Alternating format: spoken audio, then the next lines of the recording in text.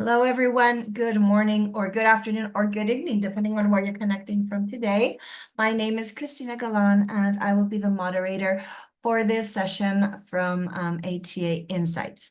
Thank you so much for joining today's webinar about avoiding double counting, guarantee of origin, proof of sustainability, and union database, which I know has a lot to talk about in this session. Just before we start and we meet our speakers for today, a couple of housekeeping rules. First one, this session will be recorded, and it's actually being recorded right now, and we will send you the recording to your email in a couple of days, along with approved presentations from our speakers. If you have any questions, you have a Q&A box right underneath if you're connecting from Zoom. So any questions that you might have for the speakers today, please let us know in that box. We will, after the presentations made by our panelists, we will move on to questions. If you would have any other type of comments, or you would like to introduce yourselves, let us know where you're from, where you come from, and why you're interested about this topic. You also have the chat, so please use it. Let us know a little bit about you.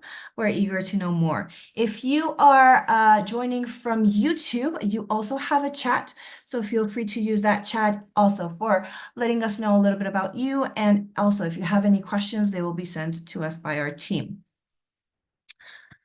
This is the first English webinar that we have for our event, RedMad Hydrogen Hidrógeno, that will take place on the 12th and 13th of March next year in the city of Zaragoza in Spain. So if you're interested in topics like this with amazing speakers like we have today, feel free to check the link that my colleague Maria will send in a couple of seconds out. And if you have any questions, we're here to answer them as well. So I think I'm finished with my housekeeping rules. So let's move on to briefly get to know a little bit more about our two speakers for today. We're going to start with Tim, who will be the first one in presenting. So Tim Hammers, good morning. How are you doing today? Thank you, Christina. All fine. So Tim Hammers, Secretary General of ERGaR, the European Renewable Gas Registry.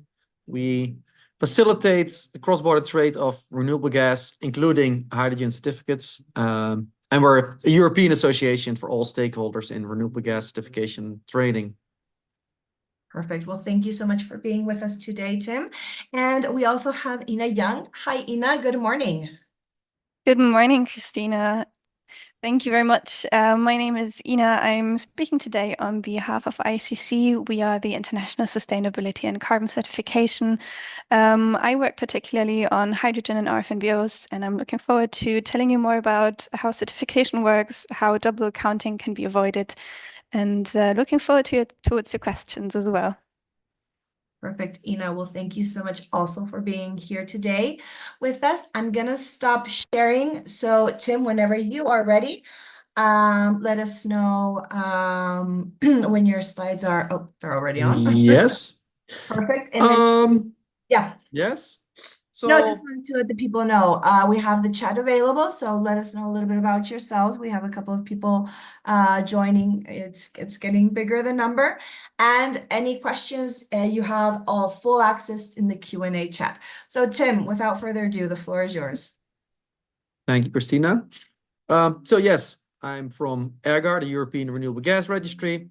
As mentioned, we facilitate the cross-border trades of renewable gas certificates between national registries.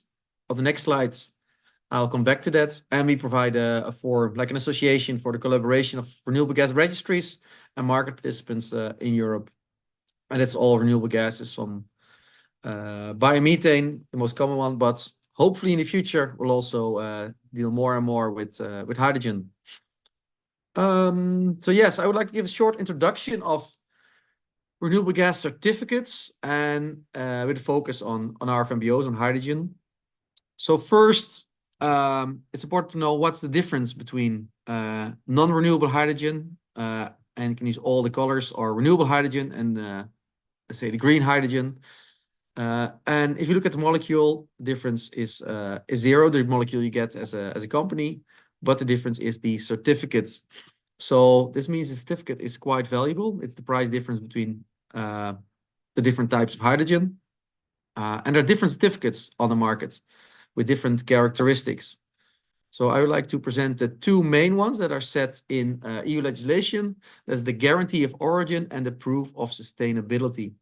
So the guarantee of origin is coming from the electricity sector. You might know it if you buy your own green electricity at home. That's often based on the guarantee of origin system. It's based on Article 19 of the RED, and the purpose is really consumer disclosure. So to inform the users of the energy, the electricity, or the gas, where the energy is coming from. So that could be renewable hydrogen or green hydrogen. Verification is done in the standards, and the issuing body is a government-appointed registry. So that means they're registries. They collect all the information on the certificate from the producer, and then they issue a certificate in their national database, in the national registry. And then within the registry, it can be traded. Just like money on a bank account, it can go from one account to another on the registry. And then if it wants to go from one country to another country, it goes via a centralized hub such as ERGaR. So that's the service we provide. And the system is book and claim. So that means there's no link between the certificates and the energy. That's a contrast to the proof of sustainability, the other certificates.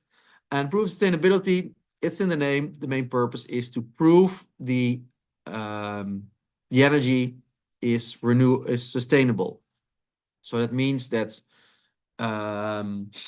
not all renewable hydrogen is meeting the sustainability requirements that are set in the legislation, but if you have hydrogen that meets the requirements, it can get a proof of sustainability. So a real RFNBO, renewable fuel of non-biological origin. It's in the name, renewable. That means it's sustainable. Also based on the RED, Renewable Energy Directive legislation. And the main purpose is target counting. So that means all the member states, they have a target of renewable energy they need to produce or use or consume. That's set in the Renewable Energy Directive. And only hydrogen or biomethane that's meeting these requirements of the proof of sustainability can be used for these targets. The system is quite different. So it works with recognized voluntary schemes. And these voluntary schemes, such as ISCC, and Ina will present more about it, can certify a producer, and then this producer can produce a proof of sustainability for the production. And then it can be sent in different ways, and I'll come back to the future, the union database in a bit. But the main principle here is that it's mass balanced. So that means that there should be a link between the molecule and the certificate. So it's not it's often produced at often sent to the same off-taker. So these are the two main ones set in legislation. There are also some other certificates, but I won't go into detail to that today. Yeah, so maybe more on the proof of sustainability, because that's the most important one for hydrogen. That's at least the expectation. The market is very new, so we have to see what will happen in practice. But the expectation is that here will be the most value. So if it's produced, hydrogen is produced sustainable, it will be considered a renewable fuel of non-biological origin. I see here I made a typo. But it can also be low carbon fuels. So there's now a new delegated act being discussed on low carbon fuels. And then you can also get proof of sustainability. Yes, as mentioned, so it allows member states to counter production as part of the renewable energy targets. And that means that underneath, there are also national obligations that can only be met with hydrogen or other RFNBO that has approved sustainability, often in the transport sector, but also EU ETS, where it can be used in combination with the GoO, and the POS can often be used to get the credits or other support mechanisms. Yes, as mentioned, it can be issued by a producer after an audit approval by an EU recognized voluntary scheme, and currently technically approved are ISCC Red Star Certify, if I understand it correctly, but I hope Ina will give more information. It's only some more administration before they really can be used. Important to note as well is that at the moment, only a trader that's also certified can trade the hydrogen with a proof of sustainability. So it's not every trader that can trade this. They also need to be approved by one of the voluntary schemes. And as mentioned, it should follow the gas along the supply chain and the mass balance system by producer of trader. But at the moment, this is all sent as or mostly sent as a PDF, for example, via email. And this is how the certificate is sent. So no national registry, like for GoO registry, so just as a PDF. And of course, there are annual audits to check if there's no double counting. However, there's a new union database coming up. And this new union database will replace the current system of tracking and tracing the ownership of the POS. So no more sending emails with a PDF and attachment, but a EU-wide database where the proof of sustainability is included, and then it's sent from one party to another. It's based on article on the RED 2 already, Renewable Energy Directive 2, but also on Article 31 that was introduced in the Renewable Energy Directive 3, which was published last year. But no, it's not a trading platform. It only tracks and traces the ownership. There's no trading on it. And for many years, or for the last year, I always put that there's a major disclaimer on the presentation. There's a lot of things we don't know yet. So each meeting we have, we'll find out more information, and things change. So everything I present today is based on the current understanding, but it might change a bit afterwards. So what's the timeline? And this webinar is quite timely. So we're now on the stage of the development of the union database, at least for gaseous fuels. For liquid biofuels, it's already more developed. And according to the legislation, it should be operational by the 21st of November 2024. That doesn't mean that it's immediately mandatory to use for all proof of sustainability, but it should be operational. And then it's up to the member states, probably in cooperation with the European Commission, to decide on the implementation date. Unfortunately, we don't have any further information on the exact implementation date. It still need to be discussed. But I don't expect it will be the 22nd of November. It might take a while, and probably it will be somewhere next year. Also interesting to know is that the purpose is that by the 21st of May next year, the GoO and the proof of sustainability should be connected in the union database, or at least that should be the option. Otherwise, the GoO needs to be cancelled. But that's maybe too much detail on the process. Most important thing is to remember it should be operational by the 21st November, but when it becomes mandatory is not known yet. And how does it work? It's relatively simple. The proof of sustainability and potentially the guarantee of origin are included in the producer accounts of the union database. If they're not both included in the producer accounts, the GoO needs to be cancelled before the proof of sustainability enters the producer accounts. And then it will be transferred from the producer to a trader or directly to an end user, to a consumer. And then it can be used as a guarantee of origin for really disclosure purposes, or for the proof of sustainability for national targets or ETS, for example. So yeah, it's relatively a simple tool, simple concept, but there are a lot of questions and problems in the details. And one of these, well, I think you might want to call it the detail, is the imports. And here it's important to note that the union database is applicable on the EU gas grid. For hydrogen, as if you want to blend it at the moment, but in the future there will be a hydrogen backbone and a hydrogen grid. And there the union database can be used without any borders. However, for imports, up to now, it was still possible to use a voluntary scheme with a proof of sustainability, and then with the right mass balance approach, you could import renewable gases. But with the Uni database, it's only possible in two ways. It's a segregated supply chain. So that means that the renewable hydrogen is only shipped together. So it's not mixed with other types of hydrogen. It's only the renewable hydrogen is put in a ship or maybe via a derivative, and then it's included in the EU. So that could work.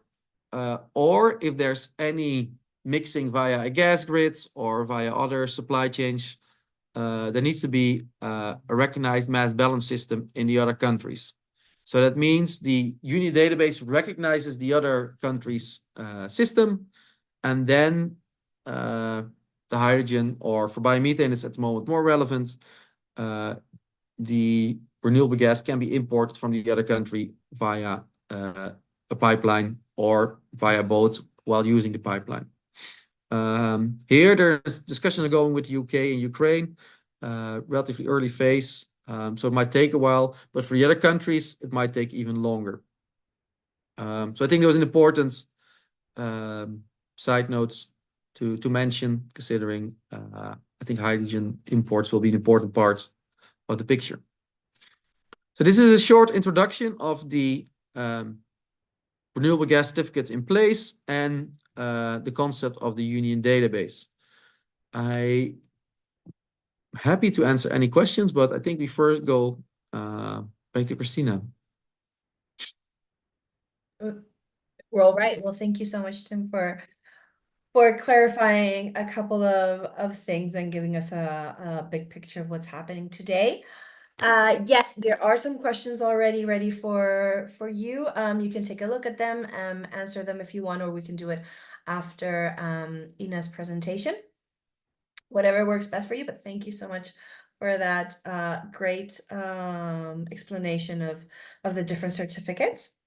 Now moving on to Ina. I see you already. Whenever you can share your screen so we can see your presentation. Yes, sure.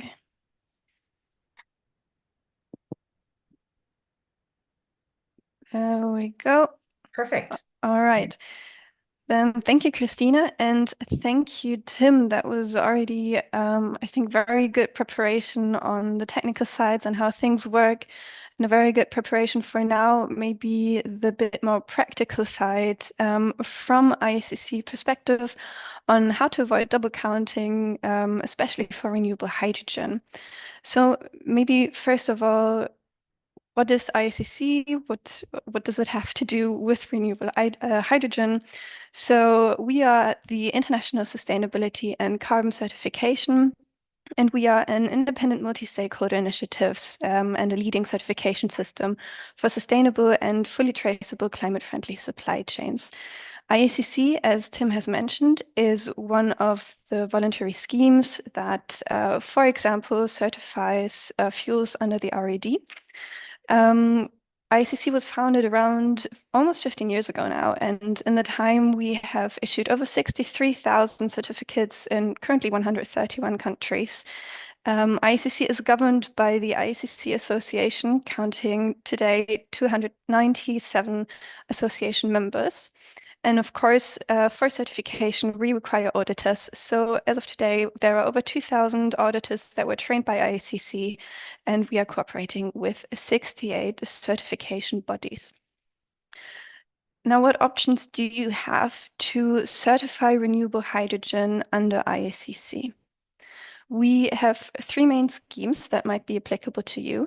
And I will start with the most important one for you. I think these are for the renewable fuels of non-biological origin, as Tim has mentioned, and that would fall under ISCC EU. So ISCC EU is the scheme that is recognized by the European Commission and demonstrates compliance with the sustainability criteria and GHG emission savings of the Renewable Energy Directive. And as Tim has also correctly mentioned, we are very happy to say that we have received the positive technical assessment for our system documents for RFNBO certification. However, with the disclaimer that this is not yet a full recognition. So positive technical assessment, meaning our system documents were checked and were found to be okay. However, we are waiting for the final go of the European Commission giving us recognition. We currently do not know about the exact timeline, but we hope that this will be sooner rather than later, of course. The other option that you have to certify renewable hydrogen is under ISCC Plus, and this is currently already possible. ISCC Plus is the scheme that is applicable for voluntary and other regulated markets outside the RED.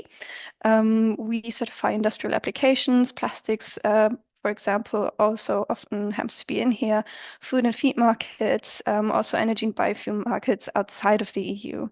So PTX technologies such as hydrogen and its derivatives can already be certified today. The third option would be ICC CORSIA, which is applicable for sustainable aviation fuels under ICAO CORSIA and also demonstrates compliance with the sustainability and GHG criteria.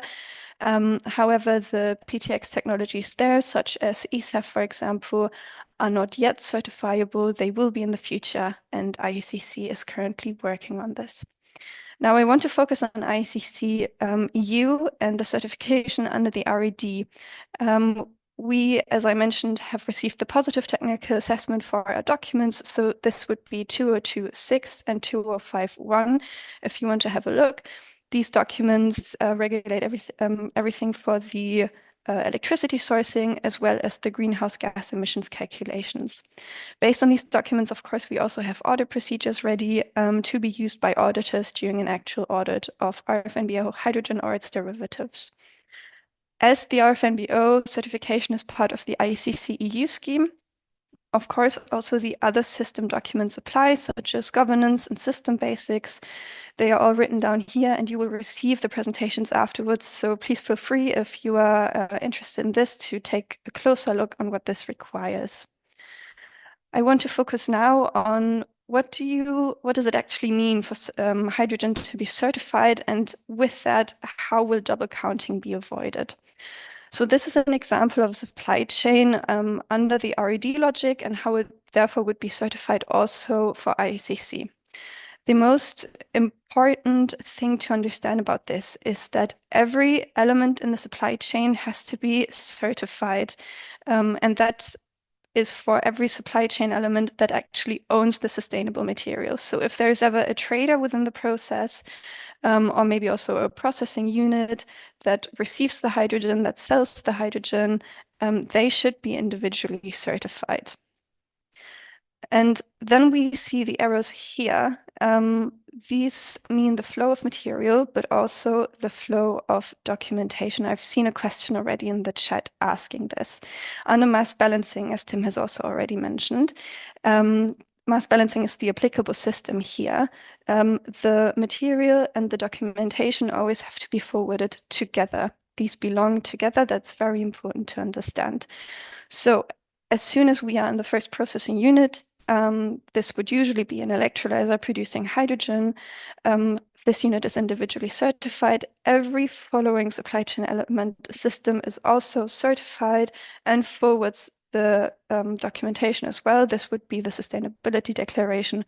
We also sometimes call it POS, proof of sustainability. This is the exact same document. What you can see here as well is that the renewable electricity unit does not have individual certification.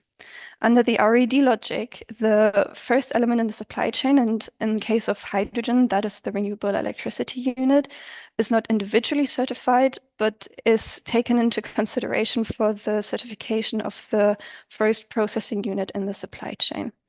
However, that doesn't mean that it's not regulated, that there are no documents in place.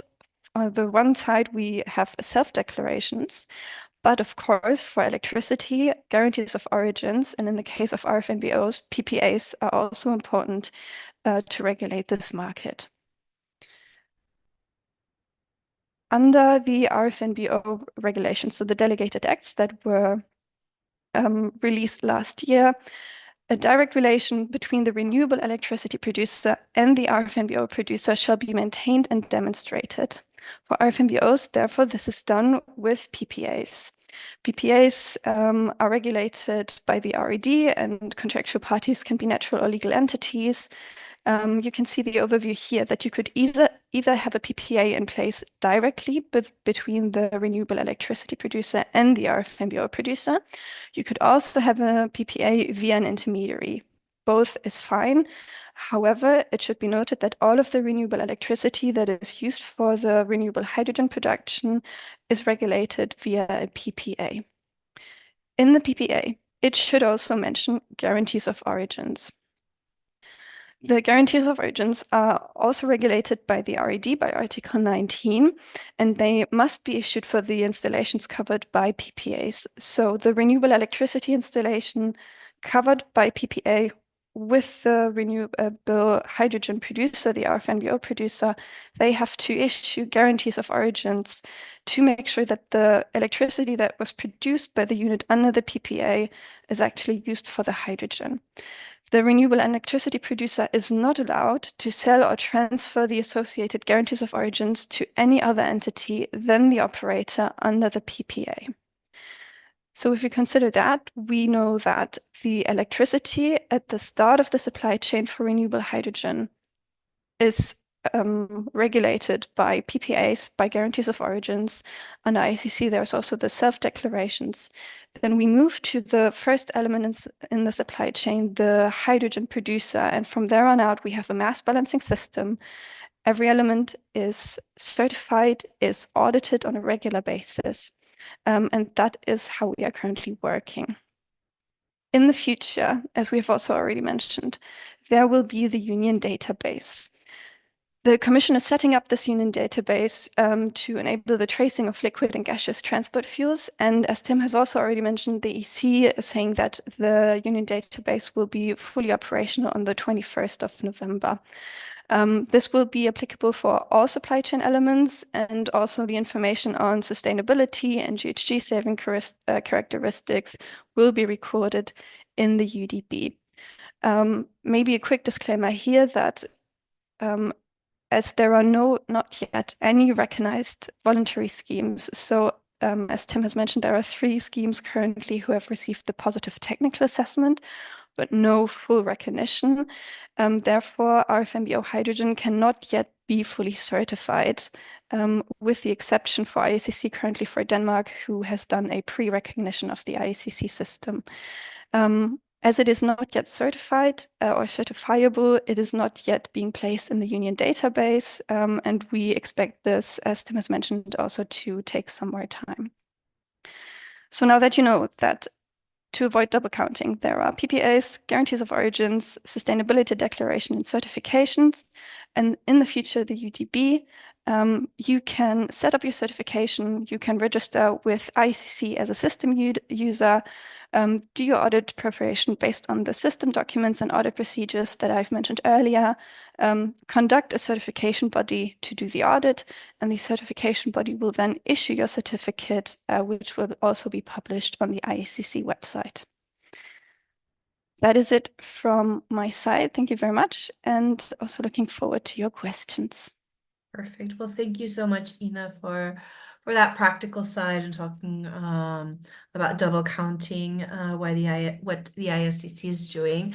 And we do have a lot of questions coming on board, so feel free to take a look. I see that Tim has been doing his homework very well. He's been answering a couple of questions, and there are also some questions that he would like to respond. So while you take a look, Ina, take your time to the questions. Tim, let's start with you. Ina, feel free to intervene whenever you would like, and we'll try to get to as many questions as we can.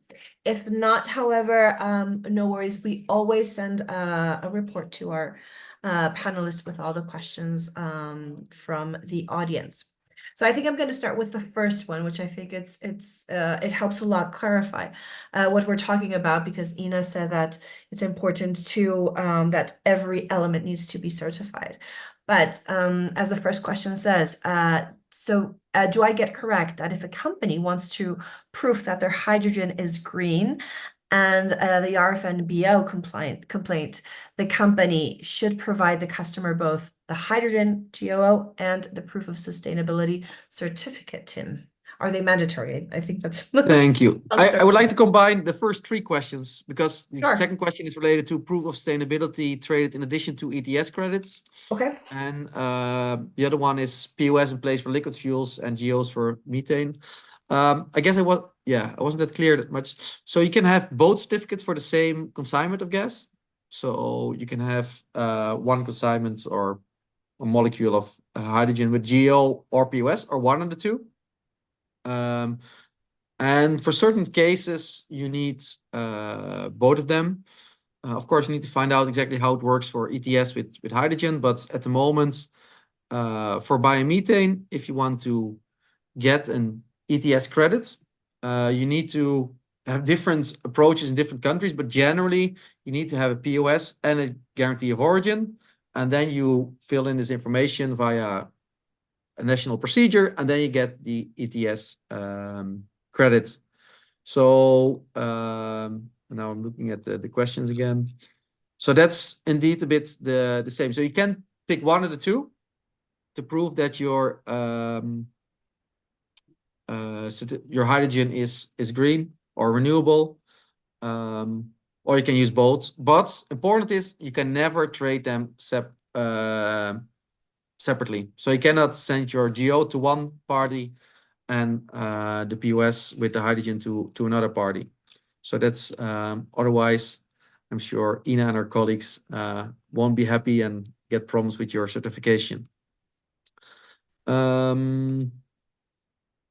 the same with the third one. So the POS is indeed applicable to liquid fuels and gases, and GOs are applicable to gases and electricity. So yeah, they're coming from different sites and they both are applicable to gases. So I hope then for book and claim is applied to that only for gases, biofuels. Book and claim, as I understand it, is not applicable to liquid biofuels. Liquid biofuels only have the mass balance approach. Yeah, I think that answers the first three questions. Okay, perfect. Let me organize this because you are having a lot of questions, Ina and Tim. So that's a very, very good start. Well, thank you for that clarification, the 3-in-1 questions. Tim, moving on to another question that you indicated. Says the following: if I'm producer of the RFNBO H2 and I have some RFNBO certificates left because our industry customer only needs a percentage of RFNBO certificates of the total supply of hydrogen, can I sell separate certificates which another customer can use to make their gray hydrogen green?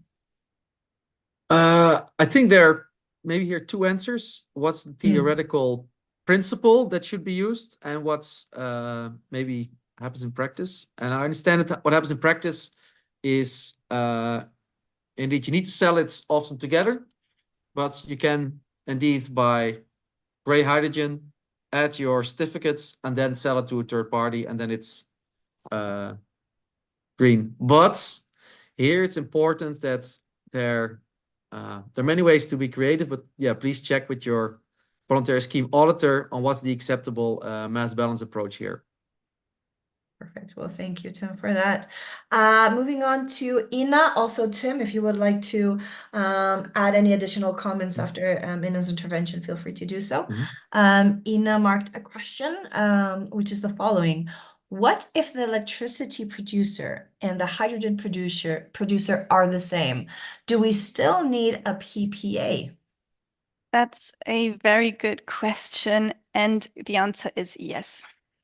For certification, we require the PPA to be in place. I know sometimes it might be a bit uncommon at this point to have a PPA with yourself, but this is really to make sure that the auditor can guarantee that that electricity is actually being used by yourself in your electrolyzer, and therefore, yes, please set up a PPA with yourself in this case. There are also quite a few other questions that I'm seeing here that are quite interesting, but there are so many I'm struggling to get an Oh. overview. I feel the same way. So go for it. Don't worry. Definitely. Well, thank you for that. Let's move on to another question for Tim, for example, while you take a look, Ina. Feel free. I hope not to duplicate the questions because it's getting complicated. But thank you everyone for the great questions. Tim, question from Andrea at ERM to Tim. Although the link between the National Guarantee of Origin registries and the union database is not clear yet, what is your perspective on the existence of national systems versus union database? Yeah, so there are two types of national systems. You have, let's say, the GeO registries. If they're not yet applicable, they will be applicable in all countries. And you have national databases such as NABISI is the most known one in Germany. And in the end, everything with the POS should go via the union database. So if hydrogen has a POS, the GO will be either cancelled before it goes to the union database, or it will be sent or exported to the union database, and then it all goes via the union database. That being said, there still will be a market for GO-only products. I'm not sure how big that market will be for hydrogen. For biomethane, expected to be the majority, but there's still a market, and that means there still will be GO registries dealing with renewable gas with only a GO or GO only without the gas. I think there were 2 or 3 other related questions to that. For example, is a producer supposed to present a GO and a POS for the same molecule of H2 in the union database? No, it's not needed, but there's the option. So if you produce hydrogen, you can choose to get either a POS only, and then you can go to the union database, or you can choose to get a GO and a POS, and then it also will be both included in the union database, or the GO will be cancelled before. And yes, I think that was it. Yeah, maybe we'll check again. Yeah, if there are other questions. Yeah. Okay, perfect. Yeah, don't worry. I think we have tons of Mm. questions, so I'm sure that some of them might be repeated. So a question to Ina that Ina would like to respond. So Ina, you mentioned that the direct link between the RES site and the installation producing RF NBOs need to be maintained. Can a company that operates, for example, 3 RF NBOs production sites split the electricity from one renewable PPA freely between them as long as all 3 are mentioned in the contract? Yes, thank you. That's also a very good question. And I would like to answer this maybe as an example. So I see some specific setup questions that maybe this is not the time to discuss specific setups, but I think this might be applicable to quite a few system users. So from an ISCC perspective, as long as all of the electrolyzers are also mentioned in the PPAs, and of course, very important that it's the same legal entity. Then in that case, that is fine from my point of view. Okay, perfect. Thank you. Next question for Tim. Let's see from the crystal ball, what do you see? Do you think detachment of the GO from the physical hydrogen will happen in, oh, you wanted to answer Ina's question before? Sorry, I was looking at other questions, so I didn't Oh, really. yeah. My apologies. My apologies. So I have a question here that you mentioned you wanted to respond from Matthew Rowe, which he says that, do you think detachment of the GO from the physical hydrogen will happen in the future? Yeah, so this happens at the moment already. So the GO and the physical hydrogen are completely separated. An interesting question is what will happen with the union database. We don't get a lot of information from the European Commission, but from the information we get, we understand that it won't be needed anymore to be a certified trader of renewable gases to trade certificates on the UNI database. It gets a bit into detail, but the important consequence is that that could mean that the POS could be traded completely separate in the intermediate stage. Let's say there will be a check at the injection point and at the withdrawal point, but in between, the current plan is that there won't be any mass balancing requirements. So that means the certificate can be traded completely separate from the physical gas. This is something where I put a big disclaimer.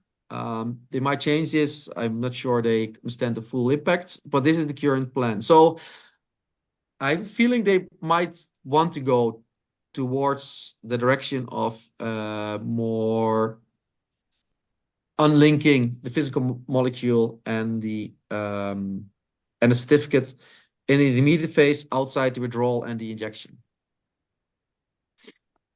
Perfect. Well, thank you, Tim. As you said, this is all ideas. There's still a lot of new knowledge to happen. So thank you for that answer. Another question from Ina, for Ina that you marked, is how can the POS be created or transferred if the union database is not operational for RFNBOs, but schemes are already officially recognized?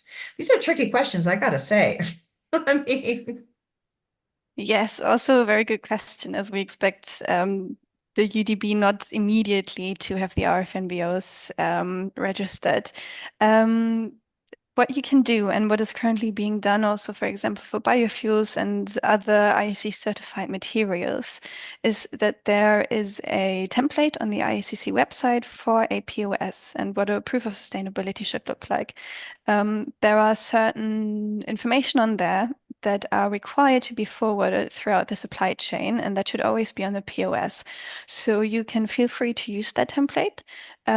If this template for some reason is not applicable to you, maybe you want to move the information forward together with a delivery note or something else with the batch that you supply to your customer, then you are free to do that as well. The most important thing to note is that the information that is currently on the template should also be used then for whatever other format you might want to use. And then you can forward that together with the delivery note. You can email that to your customers. Really, you're free to do that however you like. Just make sure that it references that the information on there is fulfilled. So for example, referencing the exact batch, referencing the contract under which the material is being supplied, so on and so forth. Perfect. Thank you, Ina, for that question. Next one, moving on to Tim. Tim, we have a question about biomethane. Which asks the following: how can member states ensure that biomethane production on their territory is counted towards their national targets if they do not control the POS certificate that can be traded across borders? Who can actually count biomethane towards their targets, the POS owner or the state member? So yeah, this is the question of which country it can be counted. That's And if it can be the owner or the country itself. Yeah. Yes. Yeah. So this is a important case. Mainly happens with Denmark, where they say, can the biomethane be produced, be counted in Denmark or in the other country?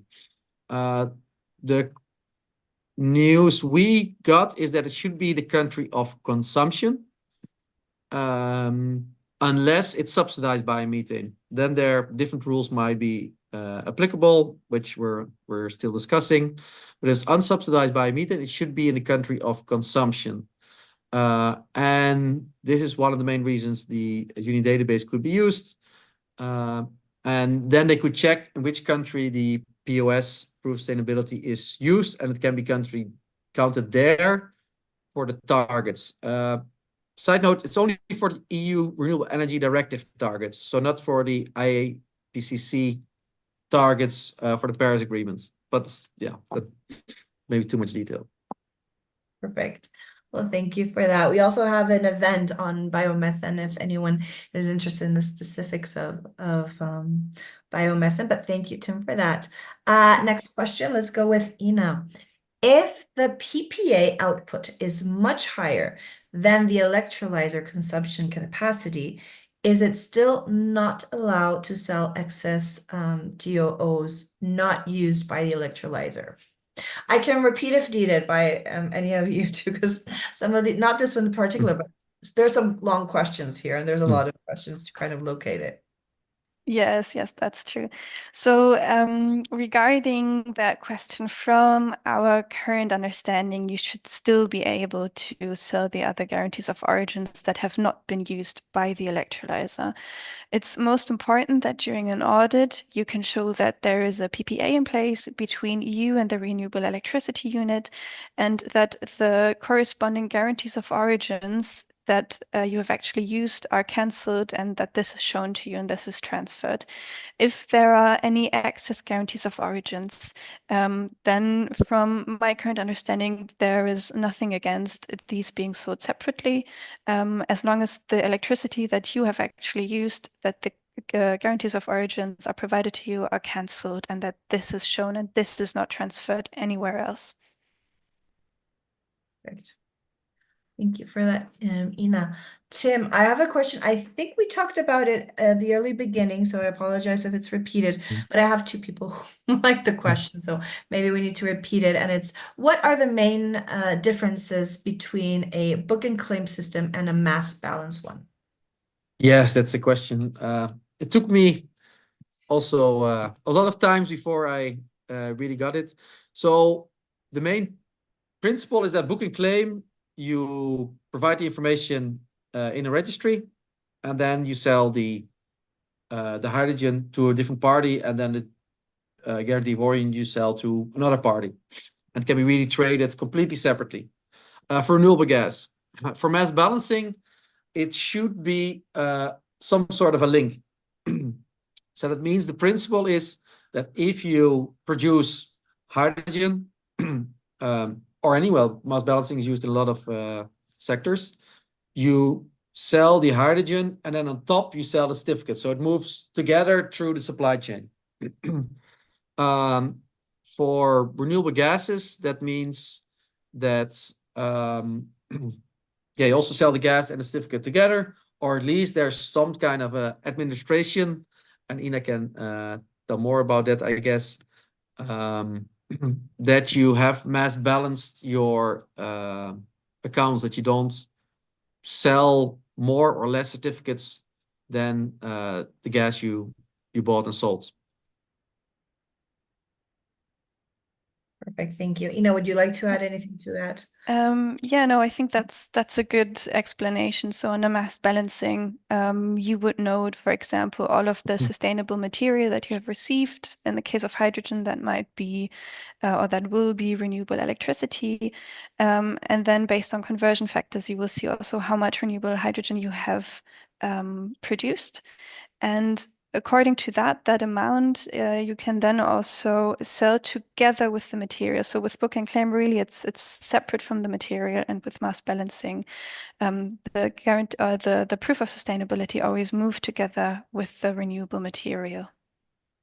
Okay, perfect. Well, thank you. Thank you for answering that question again. I think we got it clearer now. So moving on to the next question that I see marked. Ina, this one's for you.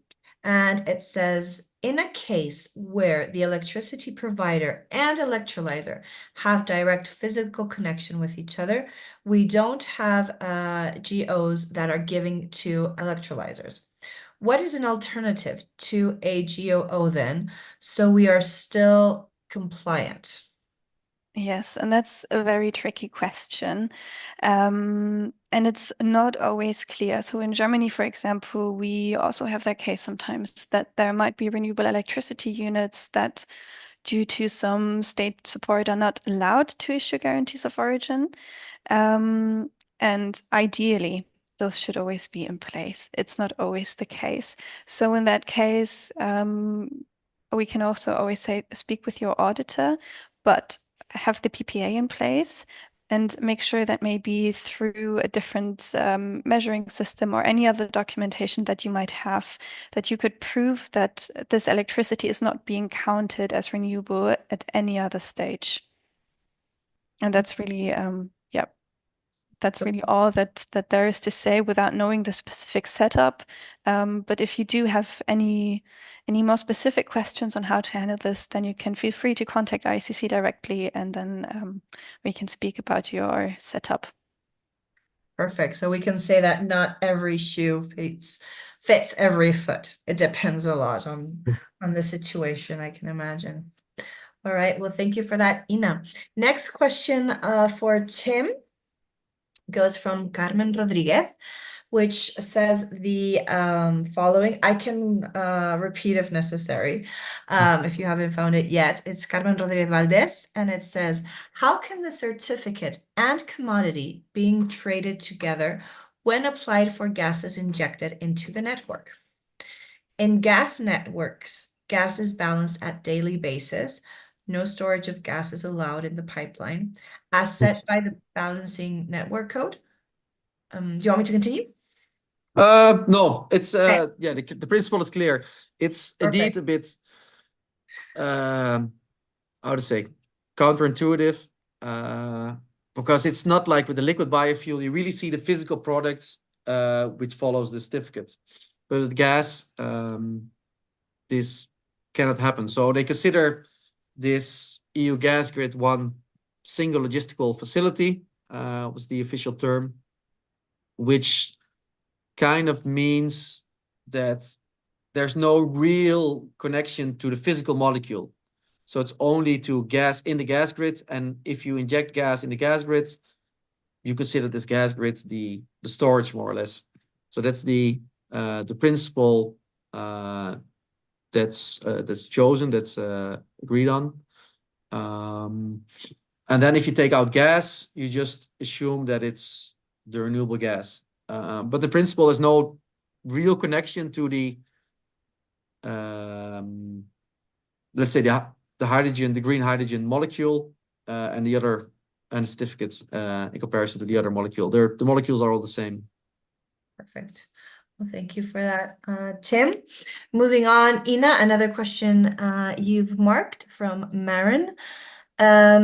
It says the following. You mentioned that ISCC Corsa will allow for ESAF to be certified. I understand that ESAF, as RF and BO produced in the EU, are already certifiable under the ISCC EU scheme. Is this correct, or are there any explanations needed here? Yes, this is unfortunately not correct. So the ISCC EU scheme still has the pending recognition from the Commission, meaning that, as I mentioned, the Commission has looked at our system documents and has given us the positive technical assessment. However, we are still waiting for the European Commission to say, yes, you are officially recognized. Once this is in place, we will be able to certify our FNBOs under the ISCC EU scheme. But as this has not yet taken place, it's not currently possible. It is, however, possible to certify under the Plus scheme. So the Plus scheme provides a bit more flexibility because it's not tied to the RED and the requirements of the RED. So you will be able to certify your ESAF there. However, then you have to also take into consideration that this is not EU RED compliant. Perfect. Well, thank you for that, Ina. Moving on to our last questions. We have 5 minutes left, so let's see if we can fit in most of them. Tim, this one's for you from Mario Fernandez. It's the first one on top. This one's easy to locate. And it says, according to the latest guidance from the European Commission for tracing renewable hydrogen certified as RFNBOs, that is injected into the Union's interconnected gas infrastructure, it is possible to apply a mass balance system in accordance with Article 30 of the RED, provided the consumer would physically separate the hydrogen from the mixture of gases. What is your opinion on this? Is there a possibility that this can be modified to an energy balance basis?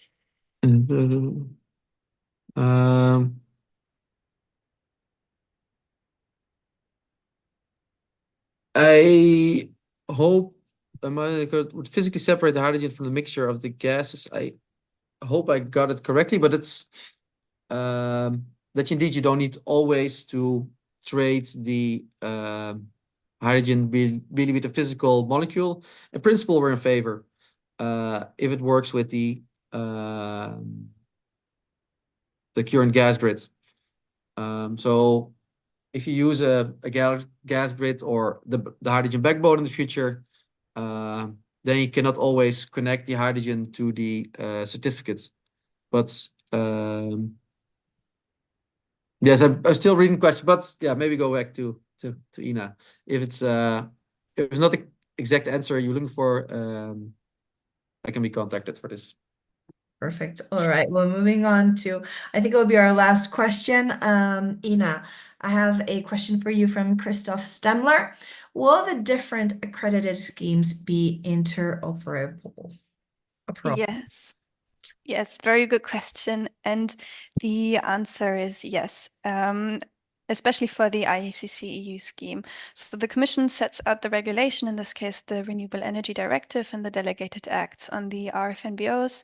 And then schemes will be recognized by the Commission to certify that the company is or the fuel is taking the conforming to the regulation. And so with that, the idea is that all of the schemes that are recognized by the Commission also recognize each other. So it is totally okay for you to buy hydrogen from any other that is certified under any of the other recognized schemes. And then whatever else you might do with it, e-methanol, for example, or a different RFNBO that you can then certify under ISCC, that or the other way around, that is totally okay. Okay, perfect. Well, thank you for that. I think we can do one last question, Tim. Let's see if we can fit it in. It says, so far there are many different types of biofuels with different abatement of greenhouse gas capacity. Will this database consider these differences when issuing certificates? Yes. Yeah, there will be. Well, at least I only assume so, that there will be greenhouse gas emission calculations part of it and the carbon intensity. I assume this will be part of the union database. Haven't seen it yet, but no, can only assume. Perfect.